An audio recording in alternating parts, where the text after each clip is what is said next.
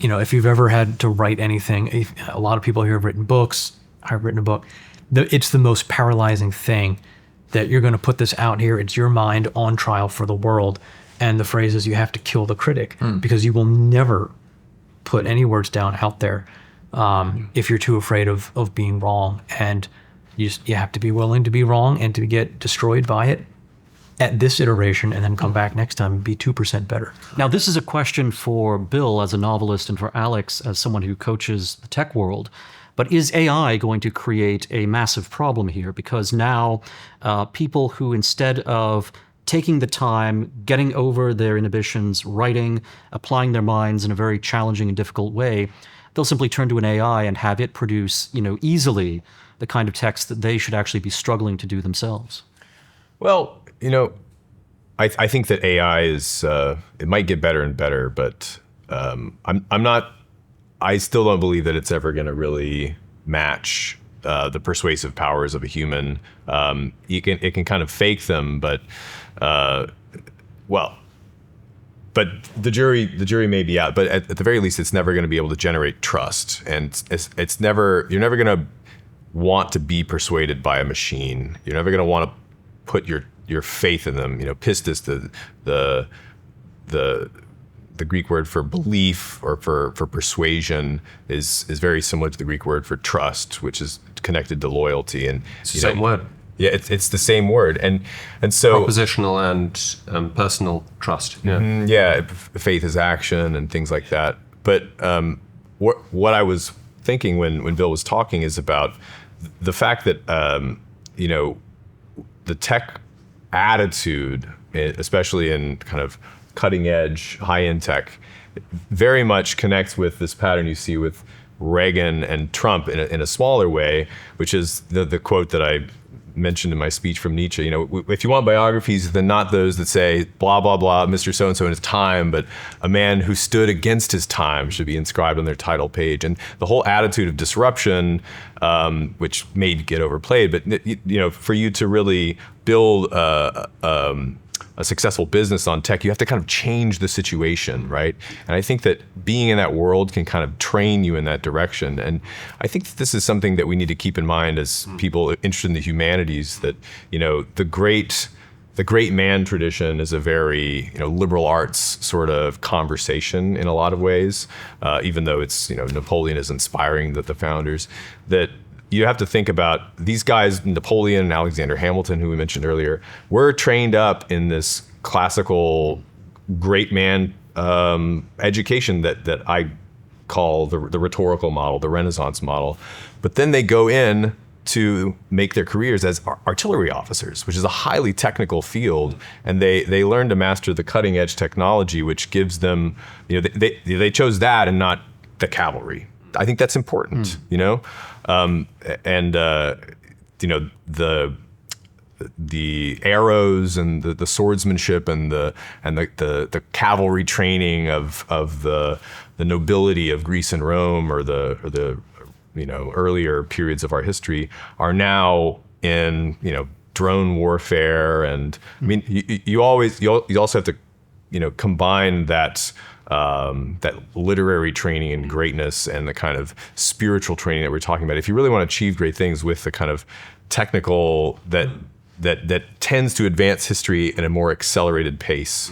I want to hear Bill's thoughts in response to Dan's question, but just quickly, because whilst we're on that, Alex's train of thought, I wonder if there's something about biographies, lives, in particular autobiographies, that are somehow uniquely resistant as a literary genre to the ravages of AI that Dan was describing. That is to say, like, you could imagine AI writing pretty much anything in terms of certainly non-fiction, maybe very intricately plotted novels, but the life of the inner life of a human being, the inner sense of consciousness, the complexity of all the great novelists are able to do, that Plutarch's able to do, all the great that Augustine can produce in his Confessions. Could AI ever produce Confessions? I think, well, maybe, but that would seem to be the ultimate, that would be the very, very end point. I think there's something You could imagine AI rewriting Kant, or AI redoing utilitarianism. It's hard to see how AI, but just simply because the exemplarist tradition that we've been discussing so far is just so rooted in the human, as so rooted in the particular, and in history, and the soil of history, and the particular social conditions we find ourselves in. I'm not sure if that's true. I think there's a scene in one of Georges Bernanos' first novels, the Catholic spiritual writer, where the priest is walking through from one village to another. This is his Diary of a Country Priest. This is Under the Son of Satan. Okay. And he meets the devil, and the devil recreates a perfect image of him. And the notion there is that the devil can understand us better than we can understand ourselves. If we see AI ultimately as a spiritual problem, I think it has this capacity. I don't, but but the risk is, of course, the copies. yes. And what that can come about. And so what's at issue there is not so much the questions about does it have the informational capacity to replicate or give a close replication.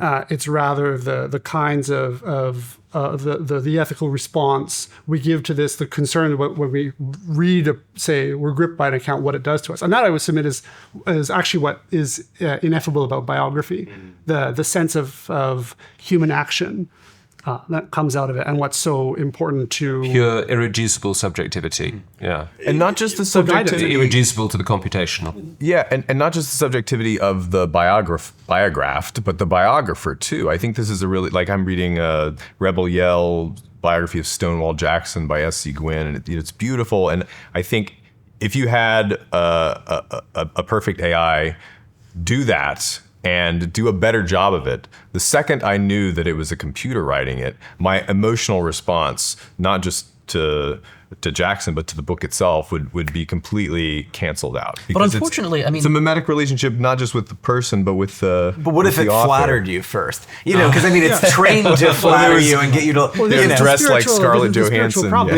problem. Yeah. And you do see right now, and I agree with everything you've said. I don't think AI has the capacity to write. I don't think it can even write Kant, let alone biography or anything of real human depth. However, most readers are not serious readers, and they're impressed by surfaces. And that's where I fear that AI is going to have a disastrous effect, because it's going to, just as it will make writers lazier than they already are, and as an editor, I know that that's a huge problem. It's going to make readers less discriminating as well. They're not, and even when you say, well, if you know it's written by an AI, you'll be less likely to trust it, you won't feel the connection. Unfortunately, I see examples every day, both on social media and even among certain intellectuals I know who have been bitten by the AI bug, of exactly the opposite. You see people who say, Grok, tell me what to think about this subject. It blows my mind, but this is something that is a common occurrence on X, Elon Musk's social media. And then among intellectuals I know, there are some who are saying, show me how... Literally, I have a friend who is having an AI rewrite the idea of fusionism to solve all of our problems between traditionalists and libertarians. And he's a very smart individual, he's a philosopher, and I keep trying to tell him, I think you're missing something very important here. But he sees this as something that is magnifying and adding trustworthiness and depth to his work, whereas my perspective is this is less trustworthy and is more beside the point, and it's generating, because AI is so prolix, it just generates so much text. I mean, unfortunately, I won't go into the details here, but recently I received an email written by someone I know personally that was written by an AI. And my friend, had no idea just what a faux pas this was. But this email was just full of BS language that just kept going on and on. And I thought, what you're actually trying to tell me here is very brief. Like, if you just said it yourself, it would be much more to the point. So I worry that, it's someone asked me about, there's this interesting early 20th century writer named Albert J. Nock, and he tried to apply this idea called Gresham's Law, which is a idea in economics that says bad money drives out good. So people will hoard money that retains value like gold, and they will spend the fiat currency that's depreciating. And Nock said there was a cultural analog to that, where the sheer mass of bad writing and bad text, bad words will completely crowd out any kind of serious reader This is why he really liked the state of Portugal, which at the time may have been run by Salazar, because he said, you know what, they have the best bookstores in the world precisely because they don't have mass literacy. Thank you for watching this clip of Project Cosmos. If you'd like to watch the full video, the link is in the description below.